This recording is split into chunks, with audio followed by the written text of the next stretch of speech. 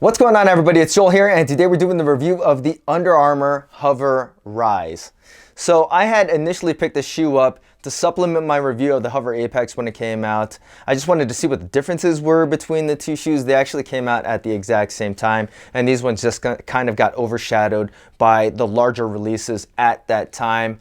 And initially, I was not blown away by the HOVR Rise. I kind of went back and forth on whether or not I wanted to do a review on the shoe.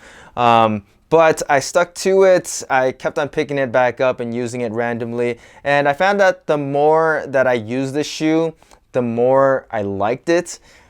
Initially, like I said, I wasn't a huge fan of it. I still don't think it's the greatest training shoe, but I don't think it's awful either after using it for an extended amount of time. Like I said, this came out at the same time that the HOVR Apex came out. But anyways, they share a lot of the same design cues, but they don't look exactly the same. I actually think from a looks perspective that this resembles a training shoe more than the HOVR Apex does, because that's like a ginormous shoe, and this kind of has a more low profile look to it. So the upper has a couple different things going on. It's a very, very busy looking upper. So first off, you have a couple different mesh materials on the shoe. There's a more heavy duty mesh around the ankle collar part of the shoe, and then it intersects in the middle part of the shoe, and then there's a softer forefoot midfoot mesh. Both of the two materials both have 3D printed overlays on top of them. Mainly to give the shoe a little bit more structure and stability. So there's more overlays at the back part. There's one printed under, and then there's one that's printed on top of that that mainly goes around the heel portion of the shoe. Then there is also another TPU heel counter on both sides of the shoe. And then on the forefoot section, there are lines that are printed upwards from the outsole, midsole of the shoe to keep the shoe flexible but give you a little bit more lateral stability around this area of the shoe. And then there's a little bit of an overlay at the toe box of the shoe, which does come to a point. Breathability in the shoe has been excellent. I thought the comfort of the shoe was very, very good. They're extremely flexible. They're actually really light feeling on your feet, and they almost kind of feel like running shoes, and we'll get back to that a little bit later. The tongue of the shoe is slightly padded. It's not minimal at all. The laces are actually pretty good, and they kind of have this flywire type lacing system going on at the bottom two laces, and they go up, and then one intersects with the rear overlay to give you a little bit more of a secured fit around your ankle, and then there is a little heel pull loop. The drop on this shoe is an 8mm drop, which I am not a huge fan of. To me, it's like they took a running shoe and they slapped some stability or structure bits onto it and called it a training shoe, which I, in my opinion, think is pretty much the case for the HOVR Rise. But the HOVR cushioning on the shoe is good. It's very comfortable, though it is a little squishy and it's not the most responsive when it comes to lifting. And then when you get to the under part of the shoe, there is a full-length rubber outsole, and then there are some flex grooves at the toe box. The grip on the shoe has been excellent as well.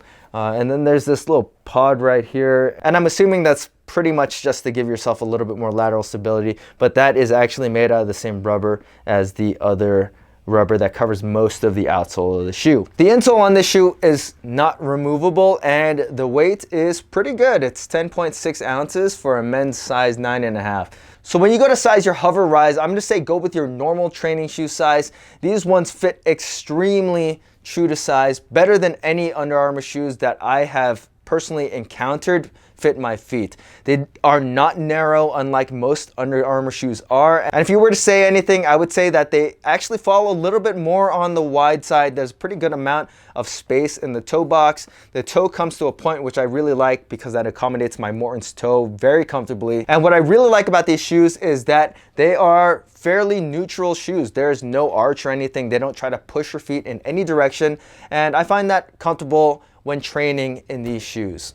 So going back to what I said about these pretty much being a running shoe that they slap some stability pieces onto to make a training shoe, I'm gonna say that that is exactly what the HOVR Rise are. It feels like they took the HOVR Sonics, put a more beefy upper on top of it, and pretty much called it a day. Some people are gonna like that about this shoe. Some people are not gonna like that about this shoe. I think the best part about this shoe is that they are great for running. They're comfortable on the feet. They're pretty good for plyometric movements, burpees, box jumps, double unders. I would stay away from using these from heavier lifts, though I did put up some pretty good back squat weights in these shoes. I have seen them used at a fairly high level for Olympic weightlifting, but in my case, I thought that they were pretty god awful when it came to like cleaning or snatching. Probably better for cleans, not so good for anything that you're gonna be putting weight overhead. If you're doing slower lifts, just like standard overhead presses, these should be fine. But your dynamic lifts like jerks and snatches, I'm gonna say stay away. These are gonna be awful for those movements. For squatting movements where you can kind of hunker down, these are gonna be fine up to a certain degree. I think that they're not the most responsive shoe, but for what most people are gonna be doing inside of the gym, I'm gonna say that it's gonna be fine. The drop and the amount of midsole cushioning is not great for deadlifts. You can deadlift in them. I have, but I would not do any heavy weights. I probably max out about 400 pounds in these shoes, somewhere around there. But it really just depends on the person. As an overall day-to-day training shoe, I actually think that the HOVR Rise are pretty good.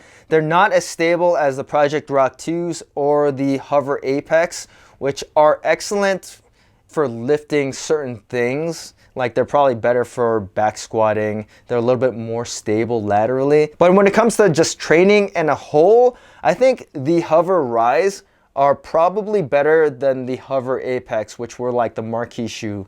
Like I said, those are a little bit more stable, but these are overall better. They blend more things that you're gonna do in a gym more comprehensively than the HOVR Apex do. They're flexible, they're lightweight, they're comfortable. You can do the majority of lifting movements in these shoes. Most people probably are not gonna be using these for Olympic lifts, so I'm not even really worried about that. And for $100, I think the value of these shoes is pretty good. Like I said, I don't think that these are the greatest training shoe. I don't even think they're remotely close to a top tier training shoe. For $100, there are a few more picks that I would take over the HOVR Rise, like the Speed TRs. I'd probably take the JJs over these. I think I would take the Metcon Sports over these as well.